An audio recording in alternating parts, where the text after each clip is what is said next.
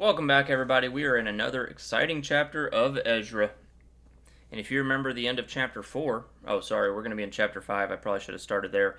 If you remember at the end of chapter 4, we ended with a pause. They stopped rebuilding the temple because of various complaint letters that people had instilled lies and fear into the king over there, Artaxerxes. And he basically puts a halt to this whole construction of the temple. Chapter 5 is the chapter where the long, depressing construction freeze from chapter 4 finally cracks open. Two prophets show up like divine hype men. The people pick up their tools again, and the local officials arrive asking, who said you could do all of this? It's part revival, part construction reboot, and a post-government inquiry. So let's get going. Alright, verse 2 says, Zerubbabel, son of Shealtiel, and Jeshua, son of Jehozadak, responded by starting again to rebuild the temple of God in Jerusalem, and the prophets of God were with them and helped them. So after 16 years of inactivity, God sends two prophets, Haggai and Zechariah. Basically, God is saying, alright guys, enough sitting around, let's get this temple going. Haggai encourages the people, let's build. Zechariah brings vision, hope, and a messianic promise that God is with you.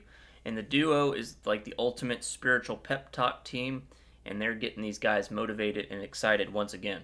So motivated by these words of these two prophets, Zerubbabel and Jeshua, they rise up and resume the construction of the temple. And the second part of verse 2 that we said is important to call out. And the prophets of God were with them and helped them. They weren't helping them physically. They weren't prophets with tool belts necessarily, but helping them spiritually. They were encouraging them, they were correcting, they were reminding them that God approves of this message. But just when things start going well, officials with clipboards show up, and in verse 3 it says, But Tattenai, governor of the province west of the Euphrates River, and Shethar-Bozenai and their colleagues soon arrived in Jerusalem and asked, Who gave you permission to rebuild this temple and to restore the structure? So they're like, wait a minute. Do you guys have a permit for this religious structure? Yes or no? And then they're like, I need a full list of everybody working on this job for reasons. Now, the people could have gotten intimidated by this, but instead, in verse 5, it says, But because their God was watching over them, the leaders of the Jews were not prevented from building until a report was sent to Darius, and he returned his decision. Government pressure? Investigations? Official letters? Nah, let's keep building. Nobody can stop what God's eye is guarding, am I right? So the rest of this chapter is Tattenai and his friends. They send a letter to King Darius, but unlike the hate mail that we saw in chapter 4, it's actually pretty fair and factual. They report that the Jews are rebuilding the temple. They claim Cyrus originally gave them permission. They claim Cyrus returned the temple vessels. And they claimed that Sheshbazzar, who was a Persian-appointed leader, started the project. Then they politely ask, hey, could you check the archives to confirm whether or not these people are telling us the truth? Imagine sending a memo to your boss saying, hey, before I shut down this building project, can you make sure we're actually allowed to shut down this building project? It's bureaucratic, yes, but honestly it's refreshingly fair compared to the Chapter 4's sabotage, am I right? So Chapter 5 is the moment where the construction project takes back off again. It gets reactivated by two prophets who are there to motivate and hype up the people. The builders start hammering again, only to have Tattenai and, what was the other guy's name?